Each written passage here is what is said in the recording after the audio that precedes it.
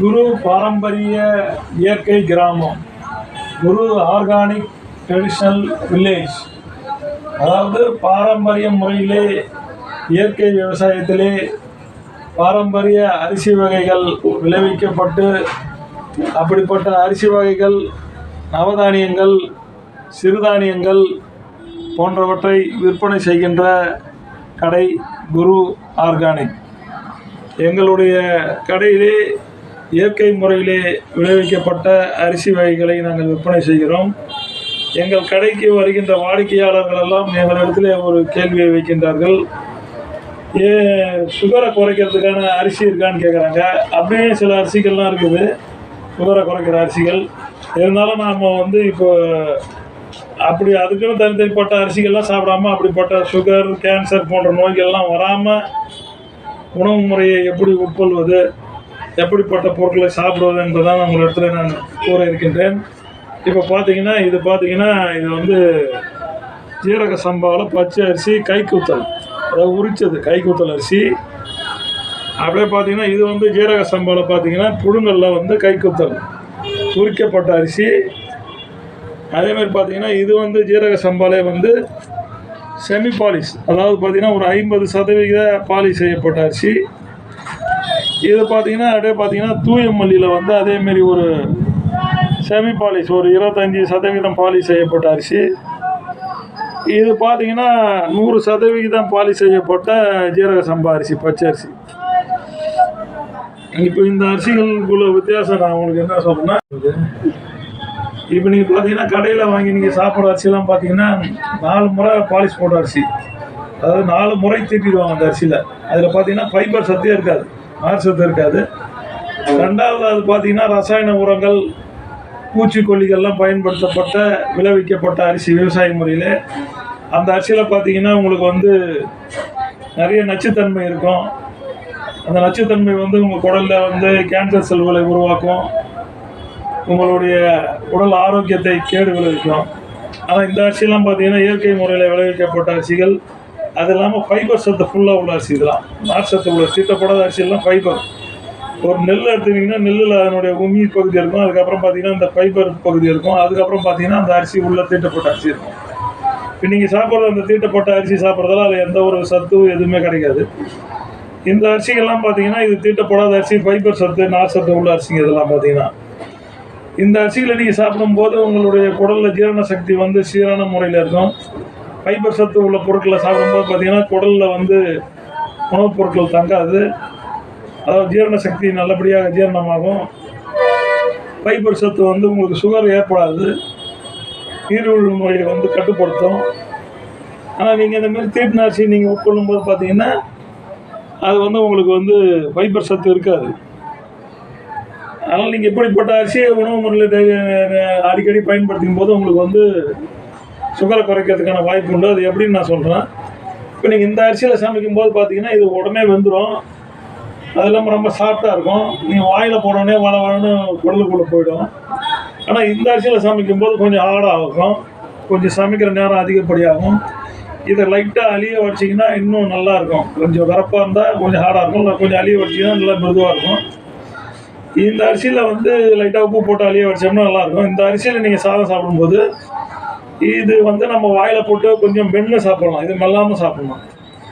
அரிசி நம்ம மொன்று சாப்பிடும்போது என்ன ஆகும்னா, நம்ம வாய் ஒவ்வொரு அசைவுக்கும் பார்த்தீங்கன்னா நம்ம வாயில் உமிழ்நீர்கள் நிறைய துவாரங்கள் இருக்கும், அது மூலியமாக உமிழ்நீர்கள்லாம் பீச்சு அடிக்க போகும். அந்த உமிழ்நீர்கள் நம்ம வாயில் நிறைய சுரக்கும். நீங்கள் இந்த அரிசியில் நீங்கள் சாப்பாடு சாப்பிடும்போது பார்த்தீங்கன்னா நீங்கள் சாதத்தை ஒரு பொடி அளவு சாதத்தை நீங்கள் வாயில் போட்டு ஒரு 20 தடவையாவது மெல்ல வேண்டிய ஒரு சூழ்நிலை வரும்.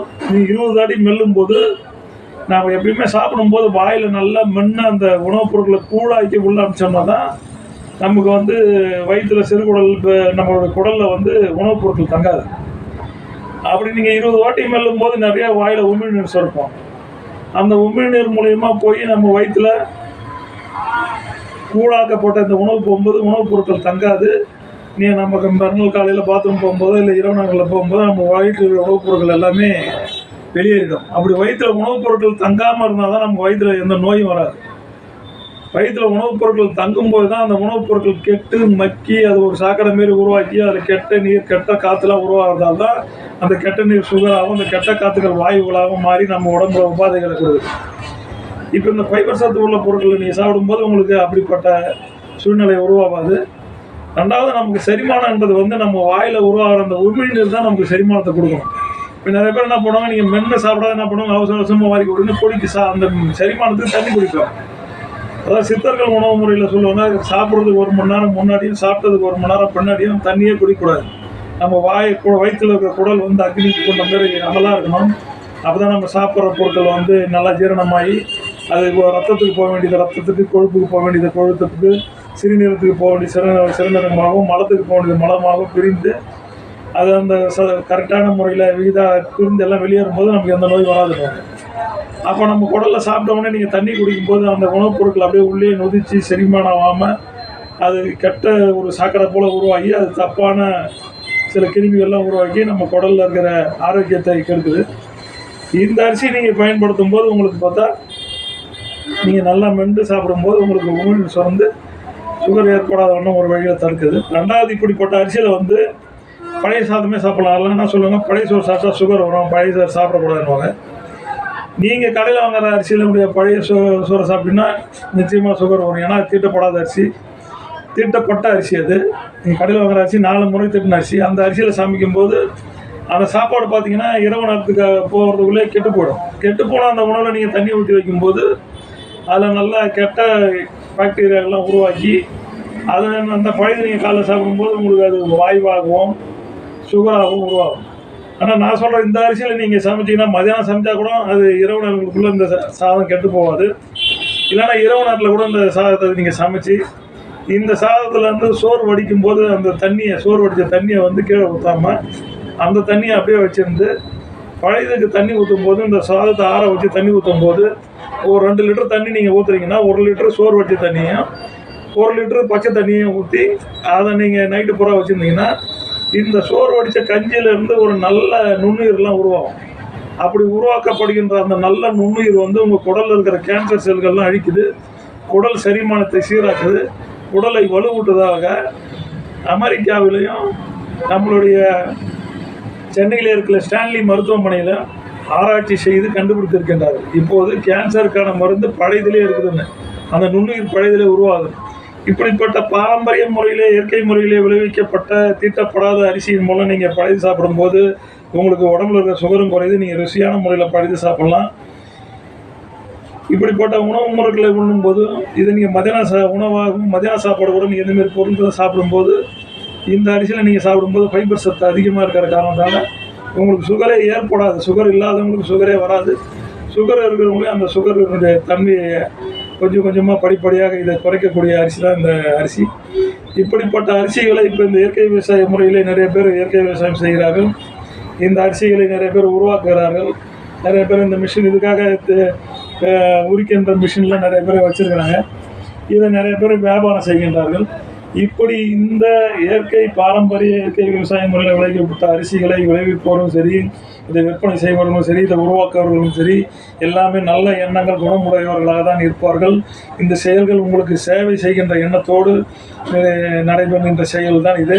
இப்படி ஏற்பட்ட அரிசிகளை வியாபாரம் செய்கிறவர்கள் வந்து நீங்கள் இதை சந்தேக கண்ணோடு இந்த அரிசியை சாப்பிட்லாமா, இது விலை அதிகமாக இருக்குது, இது வந்து ஹார்டாக இருக்குது அப்படின்னு நீங்கள் ஒரு சந்தேகமான கேள்வியை கேட்குறது, இந்த அரிசியை சாப்பிட்டா ஒன்றாவாதான்ற மாதிரிலாம் சில பேர் கேட்குறீங்க. இப்படிப்பட்ட உணவுகளை தான் பாரம்பரியம் அந்த காலத்தில் உண்மைதால் தான் அவங்களுக்கு எந்த நோயுமே வரல. அப்போ பார்த்தீங்கன்னா காலை உணவு பார்த்தீங்கன்னா ஒரு கஞ்சியோ இல்லை பழைய சோறோ ஏதோ சாப்பிடும்போது ஒரு ஊறுகாய் இல்லை ஒரு வெங்காயம் ஒரு பச்சை மிளகா கடிச்சின்னு சாப்பிட்டாங்க. ஒரு துளி எண்ணெய் இல்லாமல் மசாலா எல்லாம் சாப்பிட்டதால தான் அவங்களுக்கு உடலில் வந்து எந்த நோய் நொடியும் வராமல் இருந்தது. ஆனால் இன்றைய உணவு முறை வழக்கத்தில் பார்த்தீங்கன்னா இட்லி, அதுக்கு சாம்பார், அதுக்கு தேங்காய் சட்னி, கார சட்னி, இட்லி பொடி, இப்போ பூரிக்கு கிழங்கு, வடை, இப்படி பல மசாலா ஐட்டங்கள், எண்ணெய் ஐட்டங்கள்லாம் நீங்கள் சாப்பிட்றதோடைய விளைவாக தான் இன்றைக்கி குடல்லாம் சீர்கெட்டு பல விதமான நோய்கள்லாம் இன்றைக்கி ஏற்பட்டிருக்கின்றது. இப்படிப்பட்ட உணவு முறைகளை எல்லாம் நீங்கள் அவரை சந்தேகப்படாமல் அவர் சொல்லுகிற வழிமுறைகளை கேட்டு நீங்கள் உட்கொண்டு நீங்கள் எந்த ஒரு உடல் ஆரோக்கியத்தோடு வாழ வேண்டும் என்று உங்களை அன்போடு கேட்டுக்கொள்கிறேன். இப்படிப்பட்ட ஒரு சேவையில் ஈடுபட்டிருக்கின்ற இயற்கை விவசாயிகளையும் இயற்கை விவசாய பொருட்களை விற்பனை செய்பவர்களிடம், இயற்கை விவசாய நவதானியங்கள் சிறுதானியங்கள் மூலியமாக பல பொருட்களை உருவாக்குபவர்களையும் நீங்கள் அவர்களுக்கு ஆதரவு கொடுக்க வேண்டும். அப்படி ஆதரவு கொடுப்பதன் மூலயமா தான் அவர்கள் இந்த தொழிலை மீண்டும் மீண்டும் தொடர்ச்சியாக செய்வார்கள். உங்களுடைய ஆதரவு இல்லை என்றால் இப்படிப்பட்ட தொழில் செய்வர்கள் எல்லாம் நாளைக்கு இந்த தொழில்களை எல்லாம் நிறுத்திவிட்டார்கள் என்றால் இப்படிப்பட்ட நல்ல உணவு உங்களுக்கு நாளைக்கு தேவைப்பட்டு நீங்கள் வேண்டும் என்று நினைத்தாலும் உங்களுக்கு கிடைக்காத ஒரு சூழ்நிலை உருவாகும். அதனாலே நீங்கள் எல்லாம் இயற்கை விவசாயிகளையும் இயற்கை விவசாய பொருட்களை விற்பனை செய்வர்களையும் இயற்கை விவசாய பொருட்களை தயாரிப்பவர்களையும் நீங்கள் எல்லாம் ஆதரிக்க வேண்டும் என்று உங்களை அன்போடு கேட்டுக்கொள்கின்றேன்.